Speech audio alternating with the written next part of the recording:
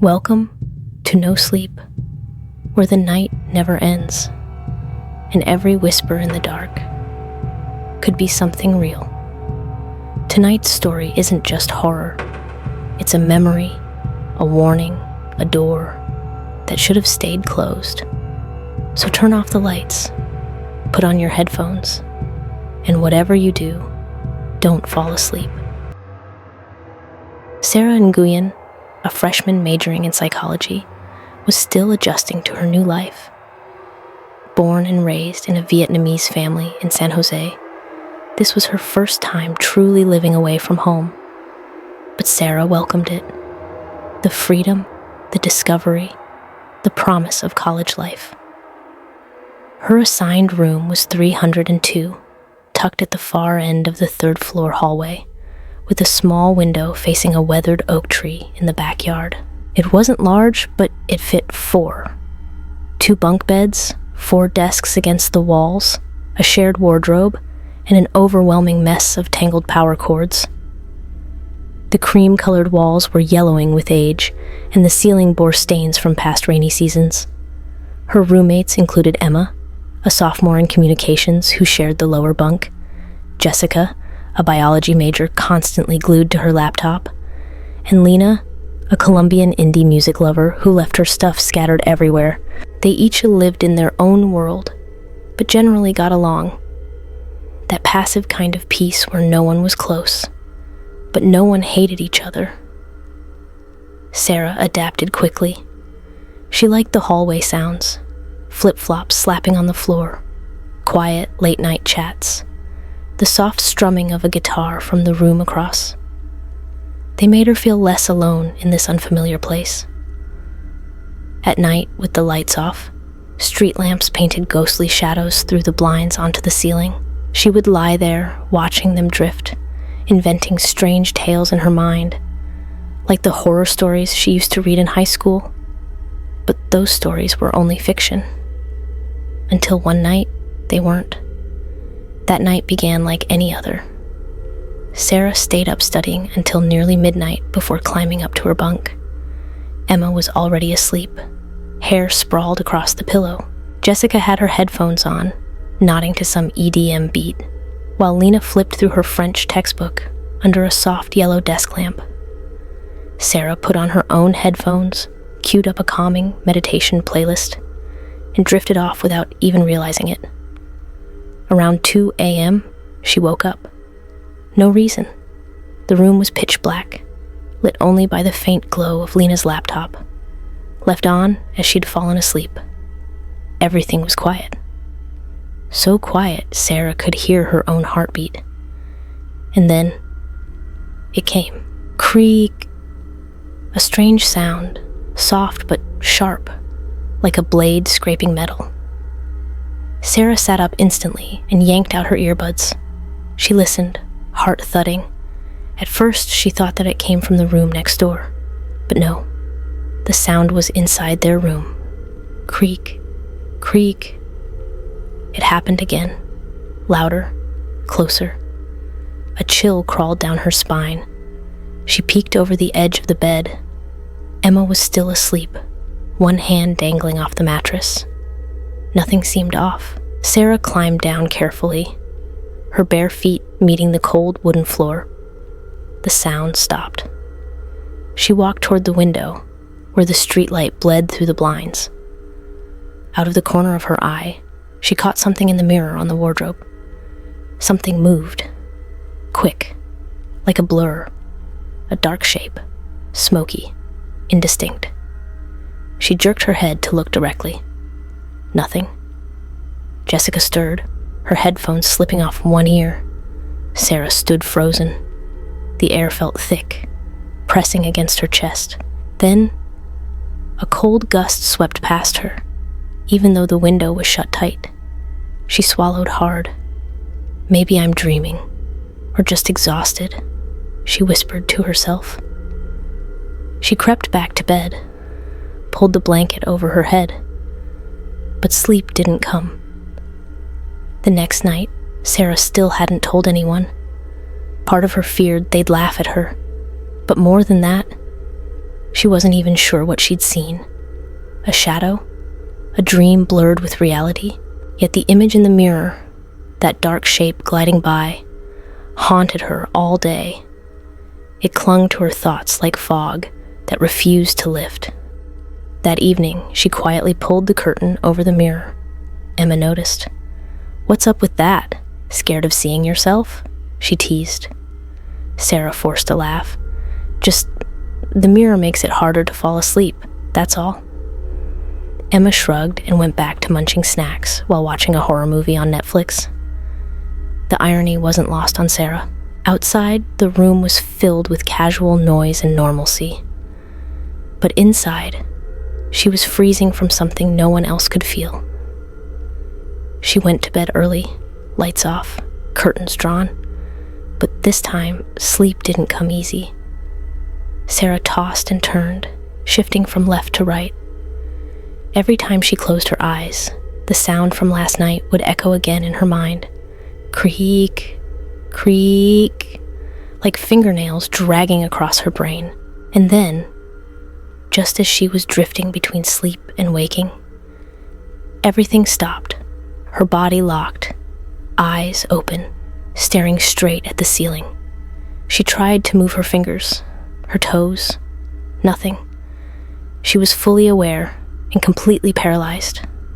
Her heart screamed, but her body stayed still. Then, that sound, again. This time it wasn't faint. It was right by her ear, and then everywhere, spreading through the room like it was amplified by some invisible speaker. Sarah wanted to scream. Her throat felt crushed, like a boulder pressing down on it. And then she saw it. At the foot of her bed, rising from the dark, a figure. Tall, motionless. It didn't walk. It floated toward her. Slow. Inevitable. Its body was wrapped in thick, black smoke. Not like mist, but dense, like something decaying. Heavy and real. Its arms were impossibly long, fingertips dragging along the floor. The fingers twisted in unnatural angles, joints bulging and cracked. Not human. But the worst part? The eyes. Two blinding orbs, glowing white, cold like molten steel, stared straight into hers, as if trying to burrow through her skull. It had no mouth, but Sarah heard it anyway. A deep, rasping growl that shook her from the inside, like a voice clawing through her brain. It lunged at her, just inches from her face, and then she inhaled, gasping violently as her body jolted upright, soaked in sweat, her back drenched. The room was still again, only the soft whistle of wind through the window frame. She fumbled for her phone, turned on the flashlight, scanned the room. Nothing. Emma was asleep, face turned to the wall. Jessica and Lena too. No one else. Then, Sarah looked down near the end of her bed. There it was, a dark smudge, like ash, on the floor. She didn't dare step down. She curled into a ball on her mattress, eyes wide open, staring into the dark until morning. She had just experienced sleep paralysis for the first time. But the true terror wasn't being trapped. It was what she saw during it, and the sickening feeling that it was still there, watching. The next morning, Sarah didn't tell anyone. Not because she didn't want to, but because she couldn't. A part of her feared they'd laugh. The other part wasn't sure she'd be believed. Maybe it was a hallucination. Maybe it was a dream tangled with reality. But all day long, the memory of that shadow gliding through the mirror clung to her like a damp chill in her spine. That evening, she quietly pulled the mirror curtain closed again. Emma raised an eyebrow. "What, afraid to see yourself again?" Sarah gave a weak smile. "I don't know. The mirror makes it harder to sleep, I guess." Emma just rolled her eyes and went back to devouring snacks while watching yet another horror flick with the volume turned up. Sarah noticed the irony. Laughter and blood-curdling screams from Netflix filled the air, but inside her chest, all she felt was cold. She climbed into bed early, lights out. No meditation playlist this time. But sleep would not come. Sarah lay there, turning from side to side, as the echoes of the night before scratched at the edges of her mind. Creak, creak. It felt like claws scratching at her thoughts. And then, it happened again. Sleep paralysis, frozen, eyes wide open, unable to move, scream, or even twitch. But this time it went further. The sound was no longer distant. It was right next to her, right inside her ear. And then she saw it again, emerging from the foot of her bed. No footsteps, no sound, just floating, smoke-like and menacing.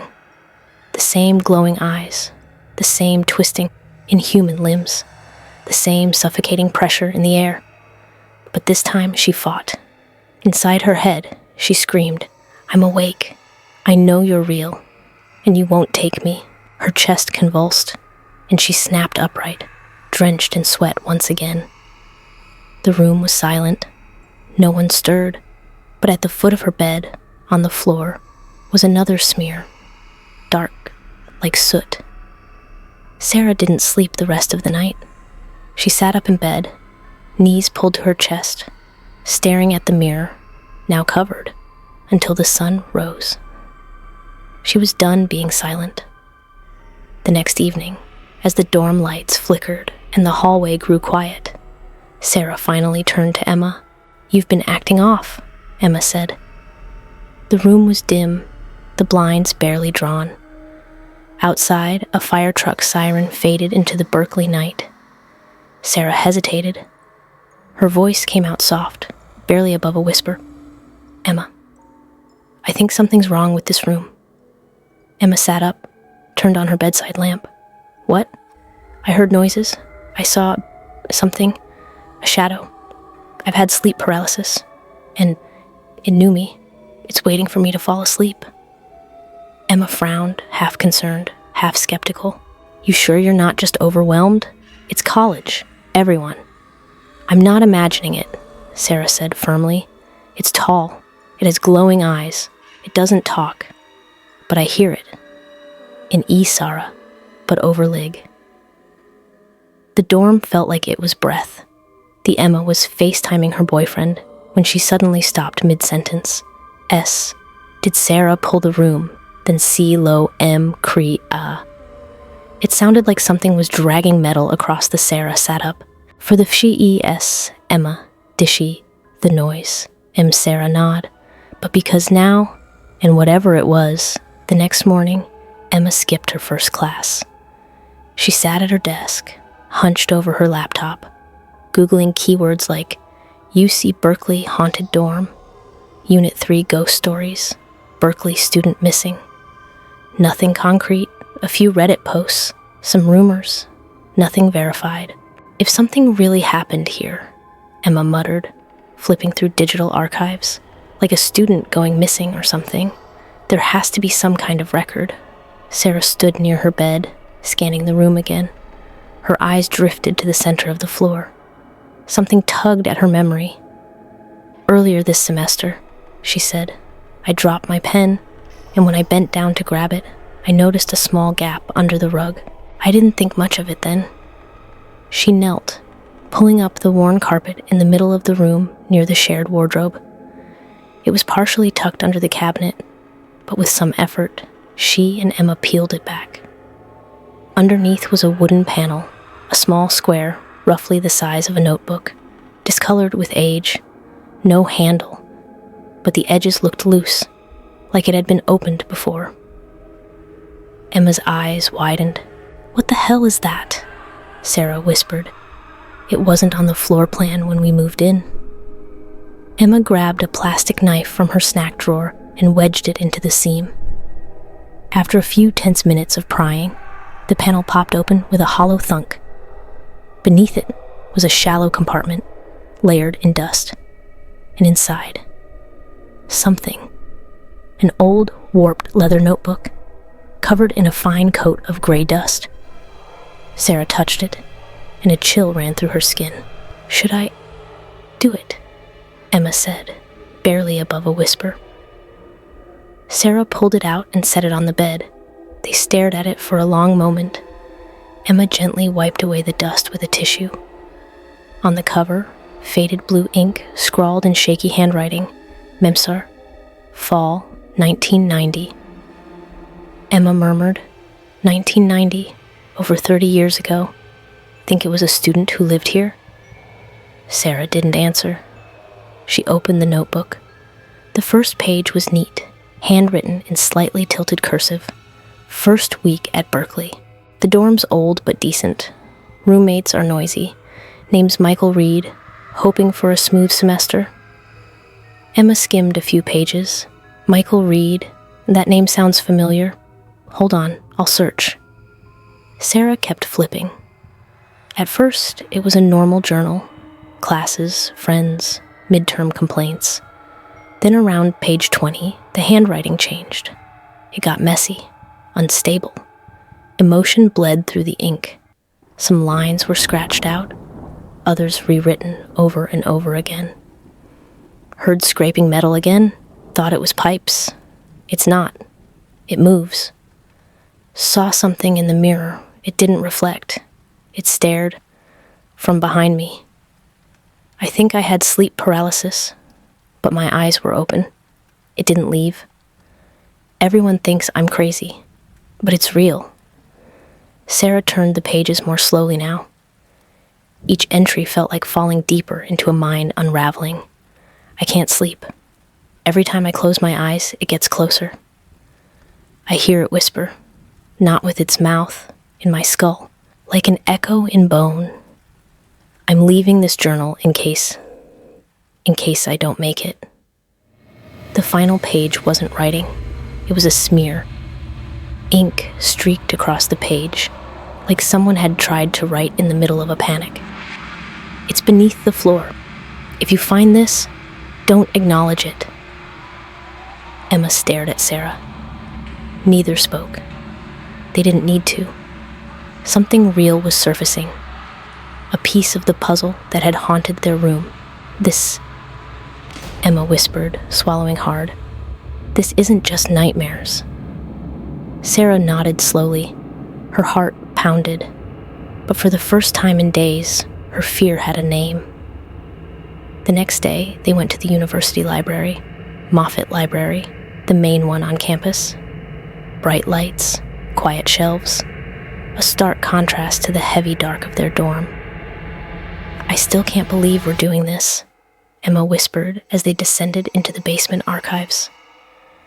We're literally ghost hunting at Berkeley. Sarah gave a dry smile. Better that than waiting for it to come back. In the basement, a librarian guided them to the pre-2000s student files. Nothing digitized, just rows of cardboard boxes sorted by year. Sarah searched. Reid, Michael, Fall, 1990. It didn't take long. She found a thick academic file with his name printed on the label. Emma pulled over a wooden chair and opened the file on the desk. First page, his admission form. Michael Reid, philosophy major, freshman, from Riverside, California.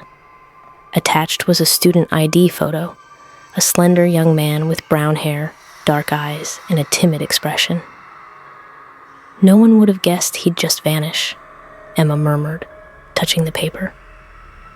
They flipped through his file, class schedule, tuition receipts, dorm assignment for Unit 3. Everything looked routine, until they found an old yellow envelope. Inside, a typewritten notice. Internal notice. Missing student. Michael Reid. Date, December 17th, 1990. From UC Berkeley Student Life Office. We regret to report that Michael Reid was declared missing by his roommate on December 15th. He left no note. His phone is inactive, and his belongings remain in his dorm room. His family and local authorities have been contacted. The matter is under investigation. Note: Do not spread rumors or incite fear among the student community. Sarah's hands trembled. He really vanished. From our room. Emma clenched the edge of the desk. No note, no clues. Just gone? Sarah whispered. They didn't believe him, just like no one believed me. She pulled out a faded interview report from the file, typed in poor formatting, partially smudged. Michael had been acting strangely. He said something was watching him at night. We figured he was just stressed. A week before he disappeared, he hardly left the room. He talked to himself and kept describing a dark shadow with glowing eyes. Emma turned to Sarah. Her face was pale. That's exactly what you saw. Sarah nodded. Her heart thundered. The last page was even colder. A formal document with a red stamp. Case closed. Subject remains missing. No further leads.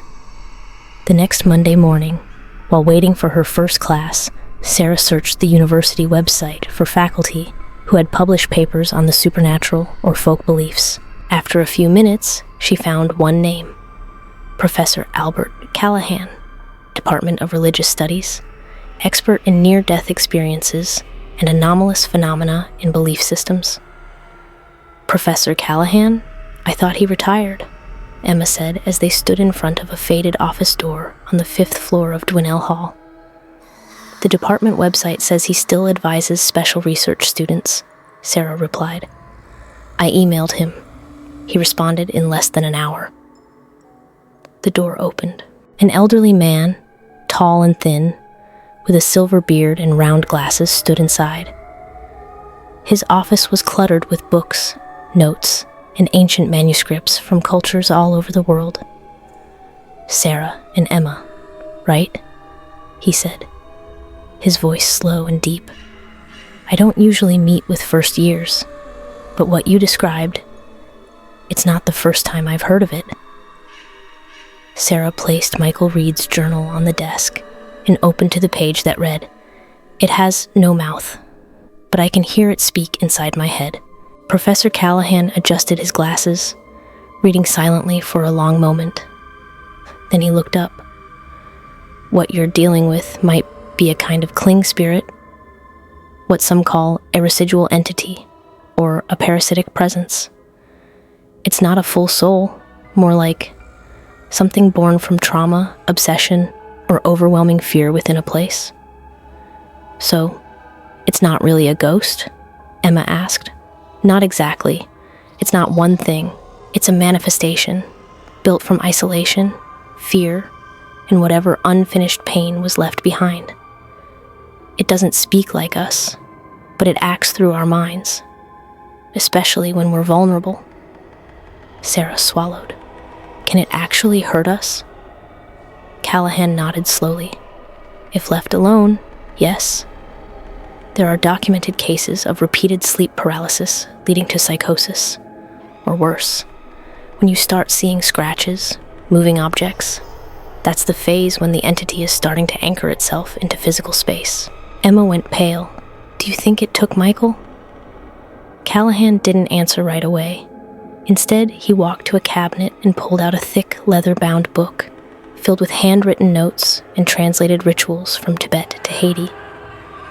Entities like this are usually bound to something, a location or an object.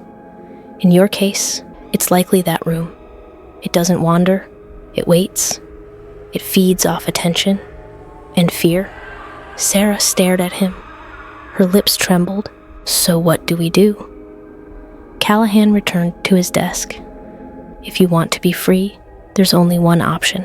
Confront it directly. But you must be prepared and fully aware of your intent. He handed Sarah a worn-out printed ritual, a modified version of an academic exorcism once performed by grad students in the 1980s. Included was a checklist: black candles, a salt circle, a reflective mirror, a bowl of water, and a personal declaration, not memorized, but spoken from the heart. You really expect us to perform a ritual? Emma asked, half disbelieving. You can leave the dorm, move out, ignore it. But from my experience, Callahan said darkly, once these things choose a target, especially someone who's seen them, leaving isn't enough. Sarah clenched the page in her hand. In the back of her head, the sound came again. Not in her ears, but inside her skull. It was still there, and it knew they were fighting back. Sarah nodded. We'll do the ritual in the room tomorrow night. Callahan's voice lowered. Then remember this. Don't be afraid. When it shows itself, it will do everything it can to break you, but only if you stand your ground and reject its power. Can it be driven out? Emma sighed, then slowly nodded too. That night, they gathered everything they needed. 5 black candles, a circle of salt, a small mirror, a bowl of water, and a blank piece of paper to write their declarations. Before bed, Sarah sat alone and wrote hers, clear and firm. I'm not afraid. You don't control me. You are the past. I am the present. I see you, and I cast you out. She folded the paper and placed it under her pillow. She knew the darkness would come, but this time, she wouldn't turn away. 11:47 p.m., Sunday. Unit 3, Room 302. Sarah placed her alarm clock on the desk, counting down the final minutes to midnight. Emma carefully poured the salt, creating a wide circle in the center of the room, where they had cleared everything. Inside the circle sat the bowl of water, the mirror, and 5 flickering black candles, lit with Emma's old Zippo lighter. The candlelight danced on the cracked ceiling, warping the shadows. Sarah wore black, hair tied up, hands clutching the paper with her declaration. Emma wore a gray hoodie, holding Michael Reid's journal, open to the final smudged entry. Don't look at it. Don't acknowledge it. But tonight, there was no more hiding. You ready? Emma asked, voice thin as a whisper. Sarah nodded. Her hands trembled, but her eyes did not. 11:58 p.m. Wind began to stir, though all windows were shut. The curtains fluttered like something slithered behind them. Candlelight wavered, as if the room exhaled. The walls creaked, not from age, but like something scratching from inside them. Sarah stepped into the salt circle. Emma stood outside filming with her phone. 11:59 p.m. Sarah closed her eyes, took a deep breath, then opened them and spoke clearly. I know you're here. You are not my fear. I see you. I face you. I cast you out. The air cracked. A rumble shook the room, low and deep, like it came from the bones of the earth. The candles blazed, then suddenly snuffed out. Only Emma's phone screen still glowed. The mirror fogged. And in the glass, a swirl of blackness appeared, thick and coiling like smoke in water. Sarah stepped back. A gust hit her face, wild and freezing, and then it rose. The entity, towering, its body a mass of jagged shadows, shifting and shapeless, arms like broken branches, fingers dragging on the floor, the eyes glowing white, piercing, unforgiving. It floated through the salt circle, unaffected. Sarah stepped back. Her hair whipped in the wind. The room felt choked. She opened her mouth to speak again, but the entity screamed. Not a human scream, 1,000 screams, stacked, twisting, shredding her hearing like blades. Sarah collapsed, ears ringing, hands empty. The declaration paper fell from her fingers, and the thing charged. Emma screamed, rushing into the salt circle. The candles died completely. The room went black. In that blackness, Sarah opened her eyes, but she wasn't in their dorm anymore. In the darkness, Sarah opened her eyes, but she was no longer in room 302. She stood in a hallway, long, damp, and made of old brick. The flickering lights above buzzed like flies. The air smelled of mildew and something rotting. Far ahead, a figure stood, still, facing away. "Sarah," a voice whispered.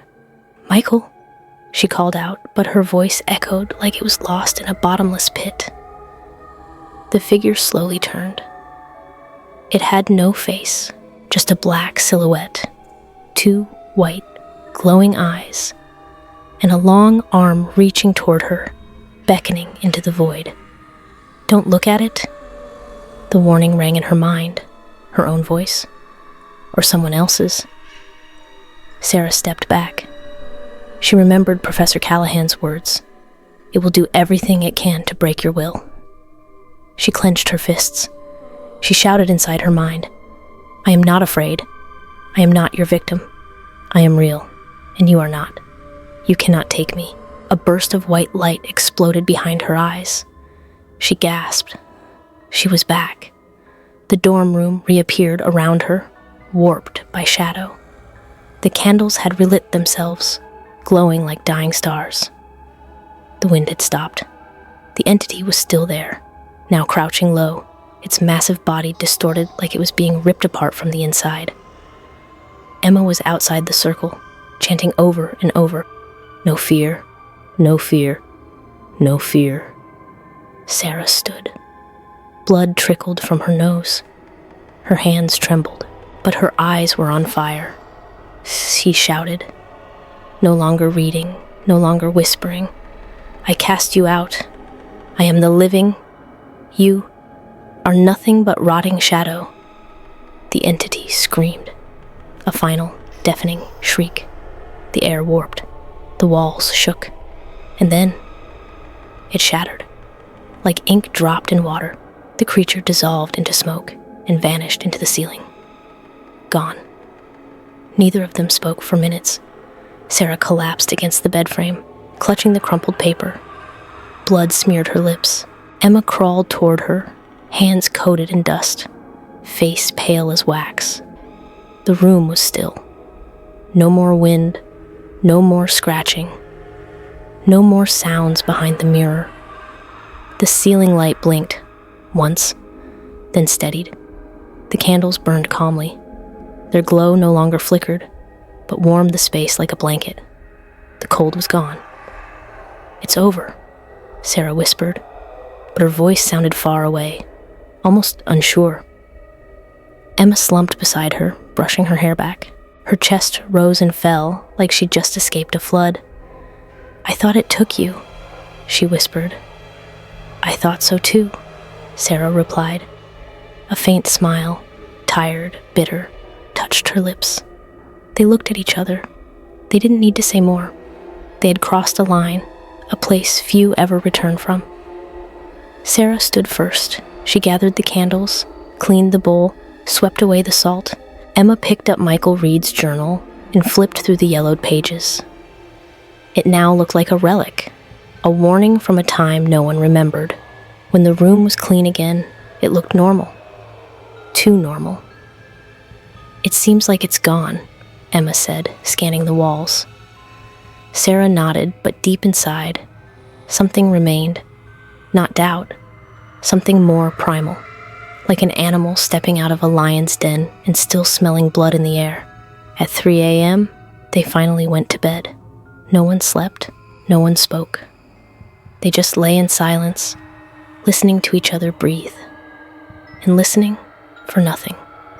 The next morning, sunlight poured through the window, clean and bright. The room glowed. It looked untouched, like no nightmare had ever visited it. Sarah got up first. She scanned the room. No scratches, no soot, no shadows. She walked to the window. When she pulled the curtain aside, she stopped.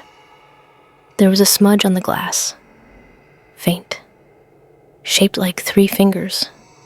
From the outside, she didn't touch it. Her heart jumped. Then she took a deep breath, steadying herself. Emma sat up behind her.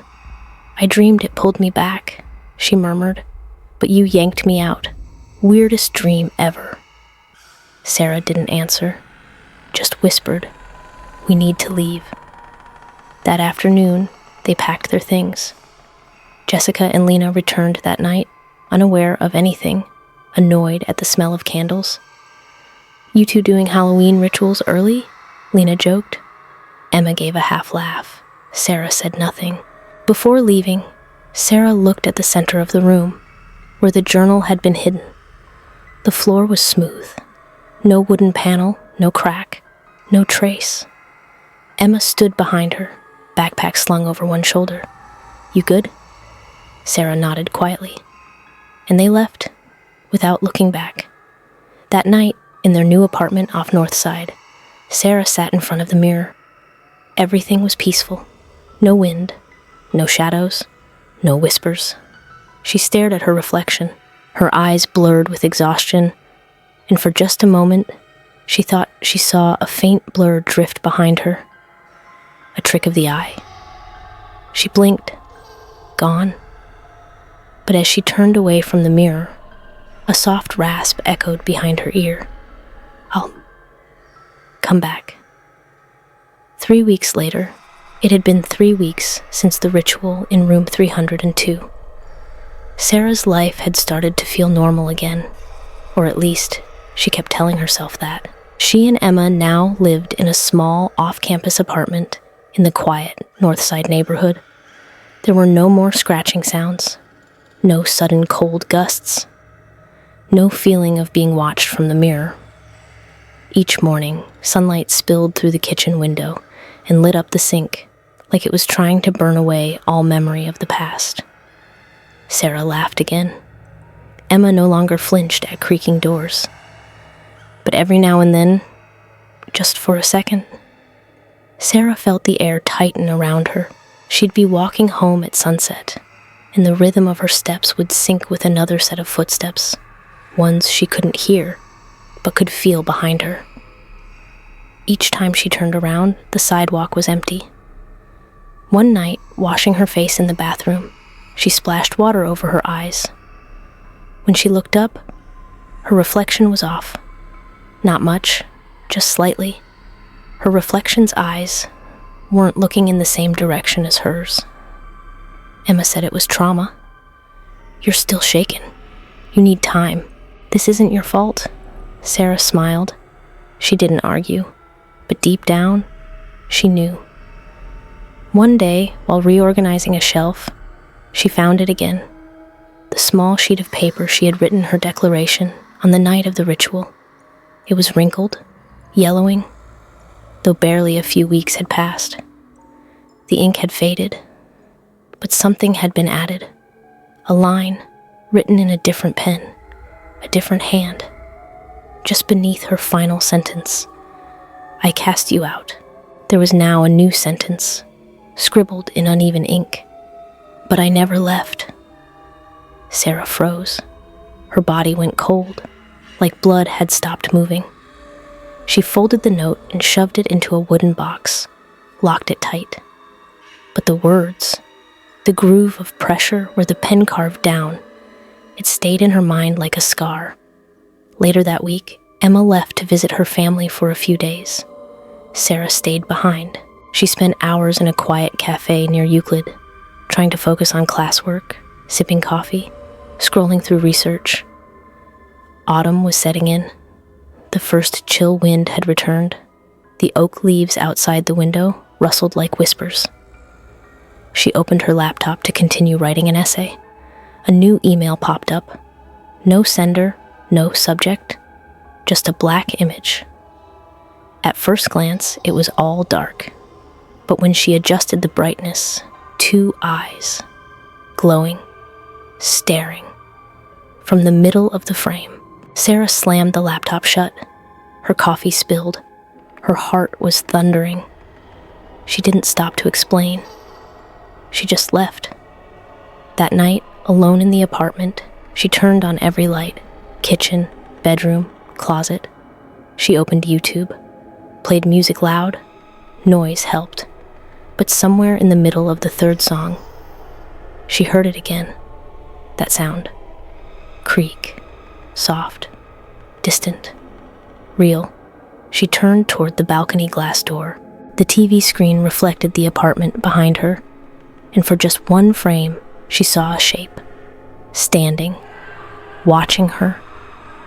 She ran to the window, yanked the curtain open. Nothing outside. She gasped, hand over her chest. But she knew. It wasn't tied to the dorm anymore. It had followed her. Like oil in water, it seeped into her mind, her memory, her breath. Emma returned at the end of the week. The apartment smelled like candle wax. Mirrors were covered with towels. The atmosphere was thick. "You saw it again?" Emma asked quietly. Sarah didn't answer. She just stared out the window, at the blood-red sunset drowning the Berkeley skyline. "We could do another ritual," Emma offered, "or find someone else, a priest, a psychic, something." Sarah shook her head. "It's not about the room anymore. It's not about where it lives. It's about who it's attached to." She tapped her temple. "It's in here. I don't think it ever planned to leave." Emma pulled her into a hug, tight, fierce. But Sarah didn't cry. She had faced it once, and if she had to do it again, she would. As many times as it took. That night, before bed, Sarah turned off all the lights. She sat upright on her mattress. No music, no distractions. She stared into the dark and whispered, "I know you're still here, but so am I, and I'm not running anymore." A breeze touched the back of her neck, cool, sharp, and then silence.